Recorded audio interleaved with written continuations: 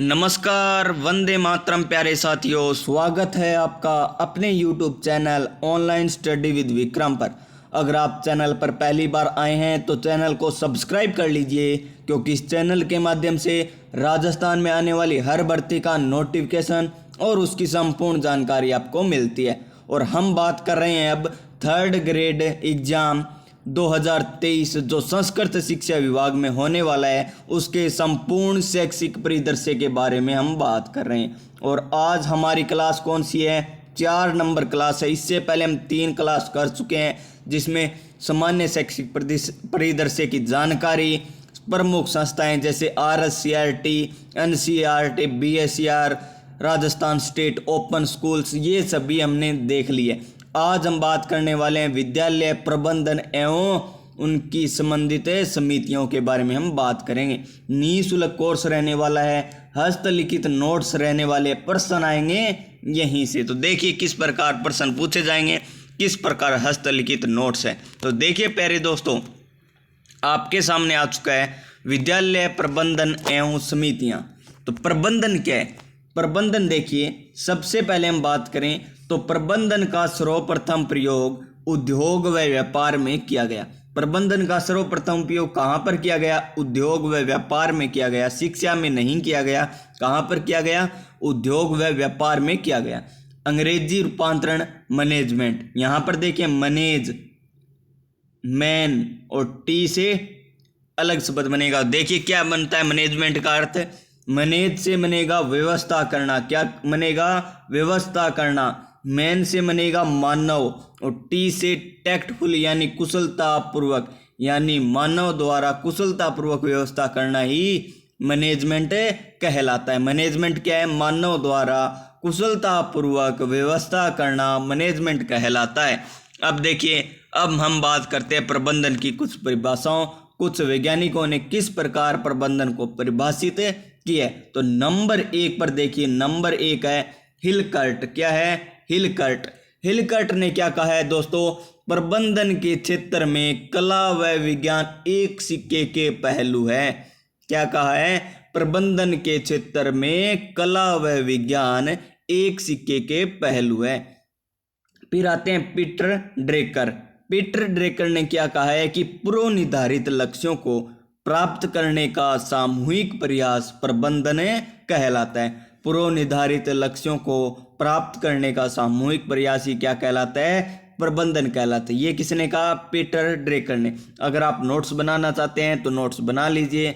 अगर आप रिवीजन कर रहे हैं तो इसे 2 गुना या 1.5 पर स्पीड पर करके भी आप देख सकते हैं।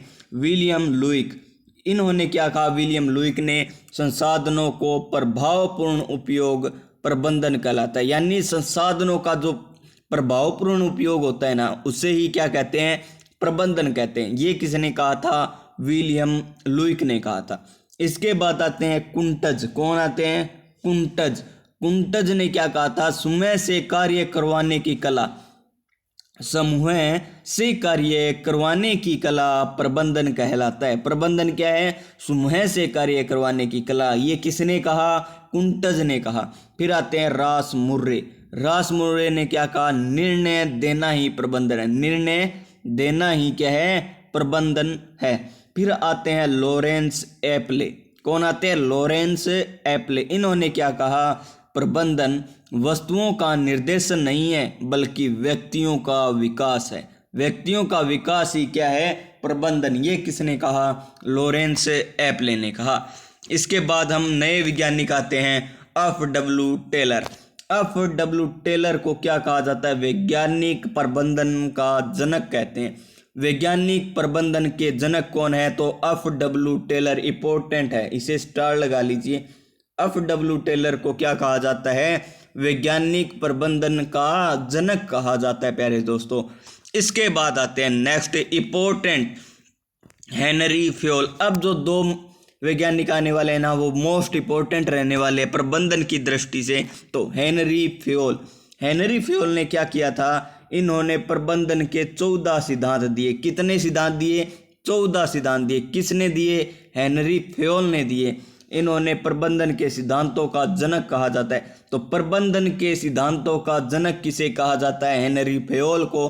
क्यों कहा जाता है? क्योंकि इन्होंने प्रबंधन के कितने सिद्धांत दिए? 14 सिद्धांत दिए थे। कितने दिए थे? 14 सिद्धांत दिए थे। फिर आता है फेयोल ने प्रबंधन के 5 विशिष्ट कार्य भी बताए। कार्य कितने बताए हैं? 5 बताए। तो देखिए दोस्तों एक बार फिर से रिवीजन। हेनरी फेयोल कितने प्रबंधन के सिद्धांत दिए? 14। तो इसलिए इन्हें प्रबंधन के सिद्धांतों का जनक कहा। क्या कहा? प्रबंधन के सिद्धांतों का जनक कहा। और उन्होंने प्रबंधन के कितने कार्य बताए हैं? विशिष्ट 5 कार्य बताए हैं। और वो हम देखते हैं, ये रहे 5 कार्य। कौन कौन से? POCCC यानी POCCC यानी P से प्लानिंग, O से ऑर्गेनाइजेशन, C से कमांड, C से कोऑर्डिनेशन और C से कंट्रोल। ये आपको क्वेश्चन जरूर परीक्षा में मिलेगा कि निम्न में से हेनरी फेयोल के कार्य नहीं है। इनमें से 3 आपको दे देगा, एक ऑप्शन अलग देगा, तो उसका सही आंसर जो अलग होगा वही होगा। तो क्या होंगे? P से प्लानिंग, O से ऑर्गेनाइजेशन, C से कमांड, C से कोऑर्डिनेशन, C से कंट्रोल। हिंदी में देखिए प्लानिंग का होता है नियोजन, ऑर्गेनाइजेशन का होता है संगठन, कमांड का होता है निर्देश, कोऑर्डिनेशन का समन्वय और कंट्रोल का नियंत्रण। ये 5 कार्य थे। इनकी एक पुस्तक है general and industrial management, important है। ये हेनरी फेयोल है, ये मोस्ट इंपॉर्टेंट है। इनके बाद एक और आते हैं, कौन है वो? Luther Gulick. कौन है? Luther Gulick and Ulrich. ये भी मोस्ट इंपॉर्टेंट है। ये 2 है ना, इनमें से ही क्वेश्चन पूछा जाएगा। क्वेश्चन इन्हीं के कार्यों से पूछा जाएगा। निम्न में से लूथर गुलिक के कार्य हैं, निम्न में से हेनरी फेयोल के कार्य हैं। तो देखिए क्वेश्चन किस प्रकार पूछा जाएगा। तो देखिए इन्होंने प्रबंधन के 7 विशिष्ट कार्य बताए। कितने बताए? 7। और हेनरी फेयोल ने कितने बताए? 5। कौन कौन से थे? PDCC 3 C थी। और यहाँ पर क्या है? POSDCORB। यहाँ पर ये है 7 कार्य। तो देखिए 7 कार्य। P से प्लानिंग, O से ऑर्गेनाइजेशन, S से स्टाफिंग, D से डायरेक्शन, CO से कोऑर्डिनेशन, R से रिपोर्टिंग और B से बजट। ये 7 कार्य आपको क्वेश्चन किस प्रकार पूछा जाएगा? निम्न में से लूथर गुलिक का कार्य नहीं है। निम्न में से लूथर गुलिक के कार्य नहीं है। ऑप्शन क्या देगा? प्लानिंग दे दिया, ऑर्गेनाइजेशन दे दिया, डायरेक्शन दे दिया और एक दे देगा कमांड। वो कमांड किसका था? हेनरी फेयोल का था। यहाँ पर कमांड नहीं है। तो P से प्लानिंग यानी नियोजन, O से ऑर्गेनाइजेशन यानी संगठन, S से स्टाफिंग यानी नियुक्ति, D से डायरेक्शन यानी निर्देशन, CO से कोऑर्डिनेशन समन्वय, R से रिपोर्टिंग यानी प्रतिवेदन, B से बजट। आपको ये समझ में आ चुका होगा। यहीं से क्वेश्चन इंपॉर्टेंट बनेगा। 2 मनोवैज्ञानिक नहीं, वैज्ञानिकों में से कौन कौन से? हेनरी फेयोल और लूथर गुलिक। अब हम बात करते हैं प्रबंधन की प्रकृति, जो आपको पता होना चाहिए। प्रबंधन की प्रकृति क्या है? प्रबंधन कला है। क्या है? प्रबंधन एक कला है, यानी कार्य करने का तरीका। जो कार्य करने का जो तरीका होता है उसे ही कला कहते हैं, यानी प्रबंधन कला है। प्रबंधन विज्ञान है। विज्ञान क्यों कहा? कि इसमें कार्य जो होता है ना वो क्रमबद्ध तरीके से होता है, यानी प्रबंधन क्या है? विज्ञान है। और प्रबंधन कला व विज्ञान दोनों है। आपको ऑप्शन इसी प्रकार मिलेंगे।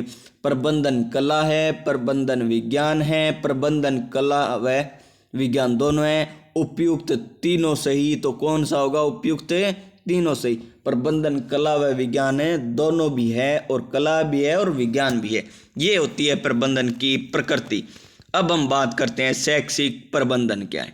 शैक्षिक प्रबंधन क्या है प्यारे दोस्तों? ये है शिक्षा के क्षेत्र में पूर्व निर्धारित लक्ष्यों को प्राप्त करने के लिए किया गया सामूहिक प्रयास शैक्षिक प्रबंधन कहलाता है। अर्थात शिक्षा की व्यवस्था करना ही शैक्षिक प्रबंधन है। शिक्षा की व्यवस्था करना ही शैक्षिक प्रबंधन है। अब हम बात करते हैं प्रबंधन की विशेषताओं के बारे में। तो देखिए प्रबंधन की क्या क्या विशेषताएं हैं प्यारे दोस्तों। प्रबंधन की मुख्यतः विशेषताएं देखिए, प्रबंधन एक प्रक्रिया है। क्या है? प्रबंधन एक प्रक्रिया है। प्रबंधन सामूहिक या बहुआयामी प्रक्रिया है। सामूहिक या बहुआयामी प्रक्रिया है। प्रबंधन मानवीय प्रक्रिया है क्योंकि ये मानव द्वारा किया जाता है। प्रबंधन सामाजिक प्रक्रिया है क्योंकि ये समाज में किया जाता है। सभी स्तरों पर किया जाता है प्रबंधन, यानी सर्वव्यापी है। क्या है प्यारे दोस्तों? सर्वव्यापी है प्रबंधन। प्रबंधन सार्वभौमिक प्रक्रिया है। क्या है? सार्वभौमिक प्रक्रिया।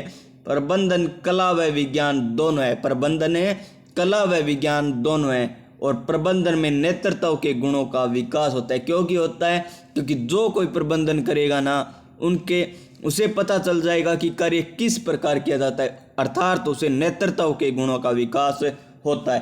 प्रबंधन अमूर्त क्रिया है। प्रबंधन क्या है? अमूर्त प्रक्रिया है। प्रबंधन मापनीय प्रक्रिया है। और प्रबंधन परिवर्तनशील और गत्यात्मक प्रक्रिया है।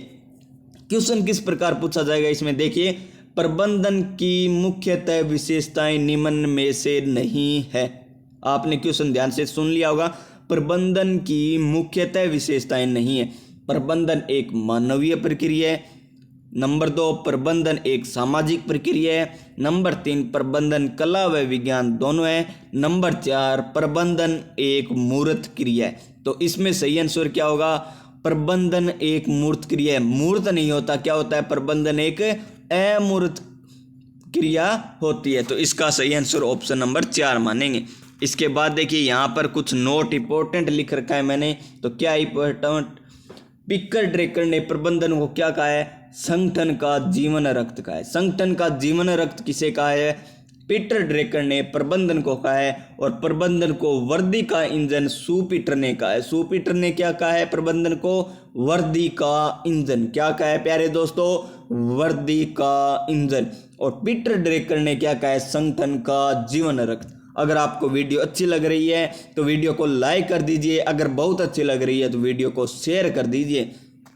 इसके बाद हम बात करते हैं प्रबंधन के कार्य। प्रबंधन के कार्य देखिए प्यारे दोस्तों, प्रबंधन के कार्य 1916 में हेनरी फेयल ने दिए थे। कितने दिए थे हेनरी फेयल ने कार्य? 5 कार्य दिए थे। कौन कौन से? प्लानिंग, ऑर्गेनाइजेशन, कमांड, कोऑर्डिनेशन, और कौन सा था? 5वां आपको कार्य कमेंट बॉक्स में बताना है। देखिए नंबर 1, नियोजन यानी प्लानिंग। इसे क्या कहते हैं? हम बात करते हैं नियोजन किसी भी संगठन का प्रथम कार्य है। तो संगठन का प्रथम कार्य कौन है? नियोजन है। कौन है? नियोजन है, जो एक मानसिक प्रक्रिया है। क्या है? एक मानसिक प्रक्रिया है। नियोजन, नी माने निश्चित रूप से, योजन माने रूपरेखा। निश्चित रूप से जो रूपरेखा या व्यू रचना बनाई जाती है संगठन की, वो प्रथम कार्य होता है, यानी नियोजन। और नियोजन के जनक कौन है? Luther Gulick. कौन है नियोजन के जनक प्यारे दोस्तों? लूथर गुलिक नियोजन के प्रथम जनक है। कौन है? जनक है। फिर बात करते हैं हम संगठन की। संगठन की बात करें तो मानवीय एवं भौतिक संसाधनों को से मिलकर बना समूह संगठन कहलाता है। संगठन क्या होता है? एक तरफ तो आ जाएंगे मानव और दूसरी तरफ आ जाएंगे संसाधन। जो संसाधन और मानव को मिलाकर, जैसे स्कूल में देखिए विद्यार्थी भी आ गए और वहाँ पर क्या आ गई? मेज भी आ गई पढ़ने के लिए, और चौक, बोर्ड, जिस प्रकार सभी वस्तुएं होते हैं ना, वो संगठन कहलाता है। और संगठन का मस्तिष्क किसे कहा है प्यारे दोस्तों? वो कहा जाता है प्रबंधन को। संगठन का मस्तिष्क प्रबंधन को कहा जाता है। और लूथर गुलिक ने संगठन के लिए 4P अवधारणा दी थी। क्या दी थी? 4P अवधारणा दी थी लूथर गुलिक ने संगठन के लिए। उसमें 4 बातें बताई है। कौन कौन सी? उद्देश्य, महत्वपूर्ण, प्रक्रिया, व्यक्ति, स्थान। उद्देश्य, प्रक्रिया, व्यक्ति, स्थान, स्टार लगा लीजिए। लूथर गुलिक ने 4P अवधारणा किसके लिए दी है? संगठन के लिए दी है। और 4P यानी 4, उनमें क्या क्या थे? उद्देश्य, प्रक्रिया, व्यक्ति, वस्तु, नहीं, व्यक्ति, स्थान। उद्देश्य, प्रक्रिया, व्यक्ति, स्थान। उद्देश्य, प्रक्रिया, व्यक्ति, स्थान। इसके बाद आता है नियुक्ति। नियुक्ति में क्या होना चाहिए, भाई भतीजावाद को छोड़कर नियुक्ति की जानी चाहिए। इसके बाद निर्देश यानी कमांड, इसमें केवल आदेश का भाव पाया जाता है, ये कोई इंपॉर्टेंट नहीं है। निर्देशन, निर्देशन में देखिए इसमें 3 तत्व पाए जाते हैं। कितने तत्व पाए जाते हैं, 3 तत्व पाए जाते हैं। कौन कौन से, आदेश, प्रशिक्षण और मूल्यांकन। 3 तत्व कौन कौन से होते हैं निर्देशन में, आदेश, प्रशिक्षण और मूल्यांकन। आदेश, प्रशिक्षण, मूल्यांकन, आदेश, प्रशिक्षण, मूल्यांकन। इसी प्रकार हम नेक्स्ट बात करते हैं कोऑर्डिनेशन।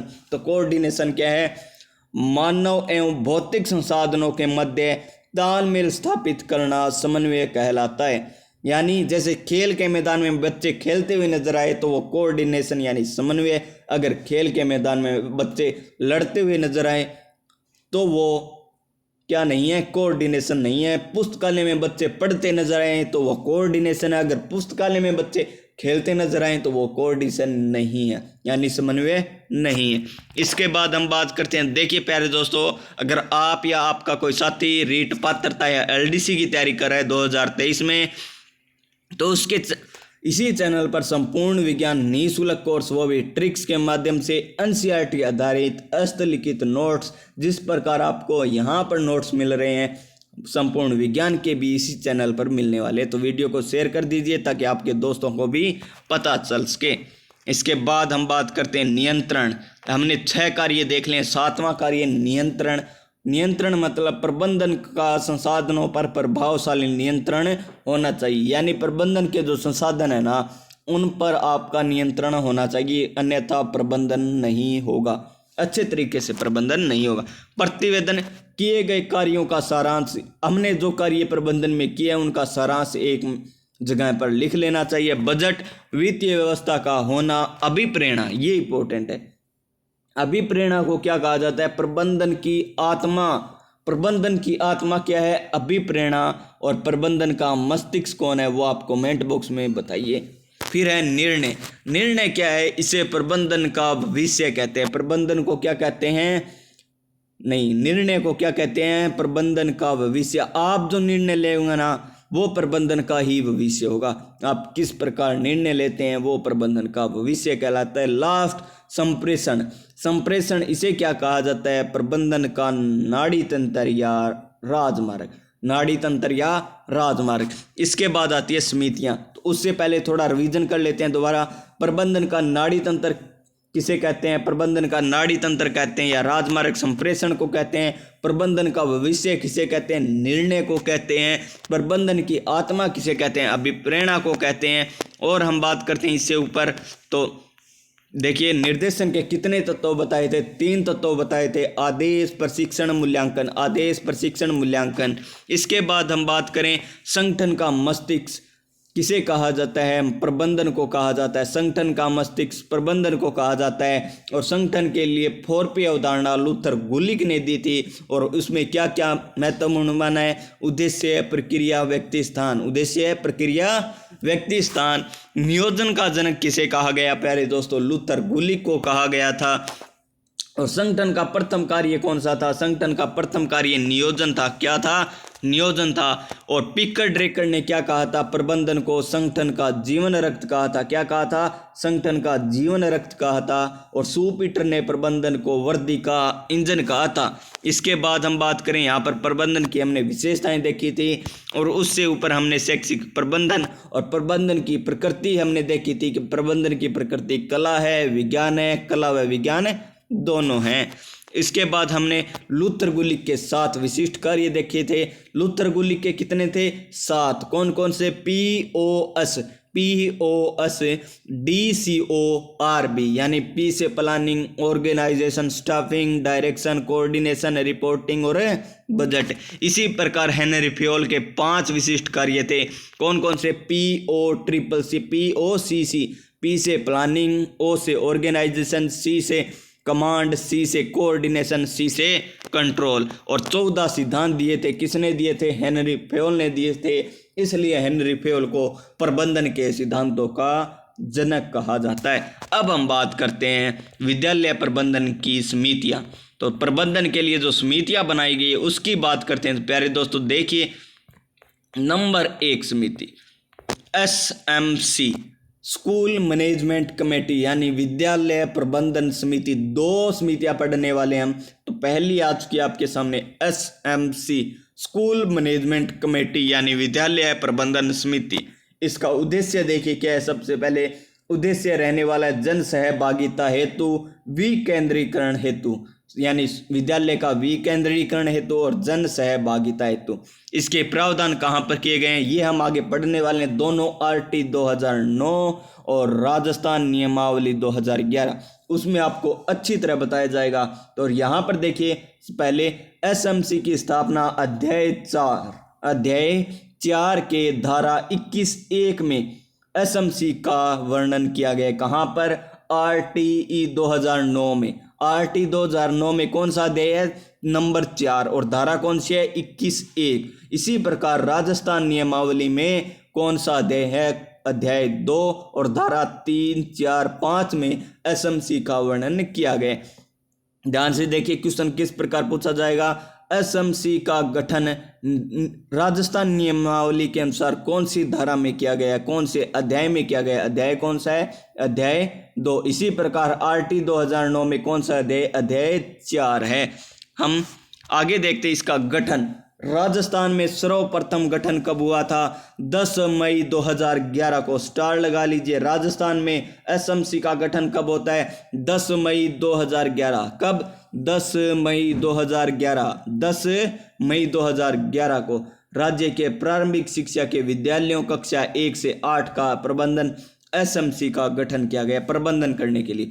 SMC का कब किया गया था? कक्षा 1 से 8 के लिए 10 मई 2011 को राजस्थान में SMC का गठन किया गया था। इसके बाद हम कौन सी संस्थाएं देखेंगे, कौन सी समिति देखेंगे? जो कक्षा 9 से 12 तक का प्रबंधन करती है। और SMC कहाँ तक करती है प्रबंधन? कक्षा 1 से 8 तक। कक्षा 1 से 8 तक क्वेश्चन किसी भी प्रकार पूछा जा सकता है। SMC का गठन कब हुआ?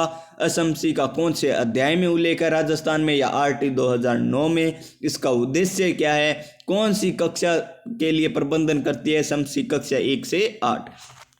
इसके बाद देखिए भारतीय सोसाइटी पंजीयन अधिनियम कब लागू हुआ था? 1860 में। और विद्यालय परामर्शदात्री समिति जिसकी बैठक अंतिम शनिवार को होती है, इसके संयोजक कौन होते हैं? संस्था प्रधान। ये किसी क्वेश्चन में मुझे मिला था इसलिए मैंने ऊपर नोट कर लिया है। आपके लिए बेनिफिट होगा।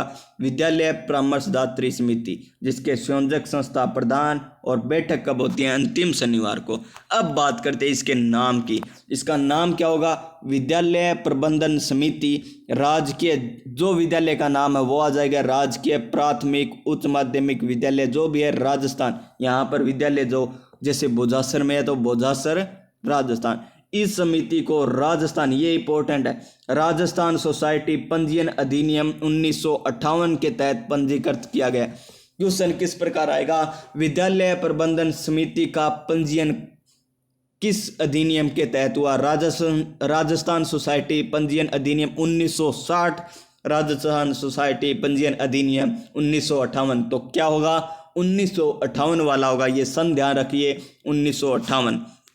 इसके बाद कार्य क्षेत्र की बात करते हैं तो SMC का कार्य क्षेत्र क्या होगा? कैचमेंट एरिया, जहां तक के बालक विद्यालय आते हैं। कैचमेंट एरिया क्या होता है? जहां से बालक विद्यालय में आता है ना, वो चाहे जैसे एक तहसील मान लीजिए, एक गांव मान लीजिए, जैसे बोझासर है गांव, उसके पास डूंगरवास भी गांव है, उसके पास गांधी गांव है, उसके पास चक बोझासर गांव है। तो अगर बोझासर विद्यालय में गांधी, डूंगरवास और चक बोझासर के भी विद्यार्थी आते हैं तो उसका कार्य क्षेत्र क्या हो गया? इसका कैचमेंट एरिया वे सभी क्षेत्र हो गए। लेकिन निर्माण कार्य क्या होता है? निर्माण कार्य के संबंध में यह विद्यालय परिसर तक ही सीमित है। अगर कोई निर्माण कार्य होगा ना तो वो सिर्फ विद्यालय परिसर में ही होगा, यानी विद्यालय की बाउंड्री में ही होगा। और कैचमेंट एरिया क्या कहलाता है? जहां से बालक आते हैं वो कैचमेंट एरिया होता है। अब हम बात करते हैं SMC की संरचना। तो SMC की संरचना को 2 भागों में बांटा गया है। एक है साधारण सभा, एक है कार्यकारिणी समिति। एक है साधारण सभा और एक है कार्यकारिणी समिति। साधारण सभा की बात करते हैं हम पहले। तो साधारण सभा में सदस्य कौन कौन होते हैं? प्यारे दोस्तों, सदस्य होते हैं समस्त अभिभावक एवं संरक्षक, समस्त शिक्षक एवं प्रबोधक, पंचायती राज पदाधिकारी, कार्यकारिणी के सदस्य यानी कार्यकारिणी समिति है उसके जो सदस्य हैं वो साधारण सभा के सदस्य होते हैं। समस्त अभिभावक या संरक्षक यानी विद्यालय में जो पढ़ने वाले बालक हैं उनके अभिभावक, समस्त शिक्षक, पंचायती राज पदाधिकारी जैसे सरपंच हो गए ये। और इनकी समाप्ति किस प्रकार होगी, इनका कार्यकाल किस प्रकार समाप्त होगा, अगर इनकी मृत्यु हो जाती है, किसी की त्याग पत्र दे देता है, अगर शिक्षक का स्थानांतरण हो जाता है, बालक द्वारा टीसी लेने पर अभिभावक उसका सदस्य नहीं रहता है, बालक द्वारा कक्षा 8 उत्तीर्ण करने पर अगर कोई विद्यार्थी कक्षा 8 में और वो कक्षा 9 में हो जाता है तो वो एसएमसी में नहीं आएगा, क्योंकि उसके लिए एक नई समिति है उसमें आ जाएगा तो उसकी सदस्य एसएमसी से समाप्त हो जाती है। पंचायती राज पदाधिकारी का निर्वाचित नहीं रहना। इसका कार्यकाल क्या होता है प्यारे दोस्तों, साधारण सभा का कार्यकाल अनिश्चित होता है। कार्यकाल क्या होता है, अनिश्चित होता है। और बैठक कब होती है, 3 माह में एक बार किसी भी दिन बुलाई जा सकती है। और न्यूनतम देखिए 1 वर्ष में 3 बैठक होना आवश्यक है। और ये वर्ष कब से कब काउंट होगा, जुलाई से मार्च, यानी जुलाई से मार्च के मध्य 3 बैठक होना अनिवार्य है। और बैठक होगी ना उसकी सूचना 4 दिन पहले सभी को देनी आवश्यक है। अगर बहुत जरूरी बैठक हो यानी अति आवश्यक होने पर 2 दिन पहले सूचना दी जाती है। इसके बाद हम बात करते हैं गणपूर्ति की। तो गणपूर्ति की बात करें तो इनमें 1/4 सदस्य यानी 25% बैठक में आने अनिवार्य है। यानी 100 मान लीजिए 100 सदस्य है टोटल और बैठक होनी है तो उसमें 1/4 यानी 25 लोग आने अनिवार्य हैं। उस बैठक में 25 लोग आने अनिवार्य हैं। कार्य देखिए, कार्य क्या है, कार्यकारिणी का गठन करना और कार्यकारिणी की कार्यों की समीक्षा करना। इसके बाद ये हो गई साधारण सभा जिसका कार्यकाल अनिश्चित होता है। बैठक 3 माह में एक बार होनी जरूरी है, जिसकी गणपूर्ति क्या होती है, 1/4 होती है। क्या होती है, 1/4 होती है। उसका कार्य क्या होता है, कार्यकारिणी का गठन करना या कार्यों की समीक्षा करना, जिसकी स्थापना 10 मई, किसकी स्थापना, एसएमसी की 10 मई 2011 को होती है। कब होती है, 10 मई 2011 को होती है। इसके बाद आती है नंबर 2 कार्यकारिणी समिति। एसएमसी में 2 समितियां हैं, कौन कौन सी, साधारण सभा और कार्यकारिणी समिति। हमने साधारण सभा पढ़ ली है, कल हम इसी प्रकार कार्यकारिणी समिति पढ़ेंगे और नेक्स्ट समिति भी पढ़ेंगे एसडीएमसी जो कक्षा 9 से 12 तक संचालित होती है। कल हम डिटेल लगभग संपूर्ण विद्यालय प्रबंधन और इनकी समितियाँ टॉपिक कंप्लीट कर लेंगे। ये वीडियो आपको किस प्रकार लगी, अगर अच्छी लगी तो वीडियो को लाइक कर दीजिए, शेयर कर दीजिए और चैनल को सब्सक्राइब कर लीजिए ताकि इसी प्रकार की वीडियो आपको मिलते हैं नेक्स्ट वीडियो में। तब तक के लिए जय हिंद, जय भारत।